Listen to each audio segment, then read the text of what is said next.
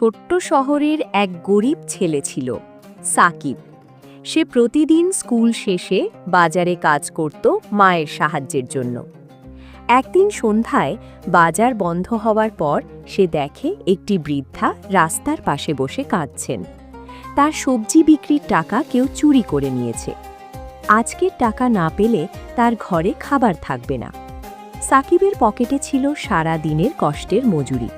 সেই টাকায় সে নিজের জন্য নতুন জুতো কিনতে চেয়েছিল। সে কিছুক্ষণ চুপ করে দাঁড়িয়ে রইল। তারপর নিজের টাকাটা বৃদ্ধার হাতে দিয়ে বলল, নানি, আল্লাহ আপনাকে সাহায্য করবেন। বৃদ্ধা কাঁদতে কাঁদতে দোয়া করলেন, আল্লাহ তোমার জীবনে আলো দিক বাবা। কয়েক মাস পর শহরের এক বড় দোকানের মালিক সাকিবের সততা ও পরিশ্রম দেখে তাকে দোকানে স্থায়ী কাজ দিলেন। পড়াশোনার ব্যবস্থাও করে দিলেন। বছর শেষে সাকিব পরীক্ষায় প্রথম হল। সেদিন সে বুঝল যে অন্যের অন্ধকারে আলো জ্বালায়, আল্লাহ তার জীবনেও আলো জ্বালিয়ে দেন। বন্ধুরা, এরকম ভালো ভালো ভিডিও পেতে লাইক ও সাবস্ক্রাইব করে আমাদের পাশে থাকুন। ধন্যবাদ।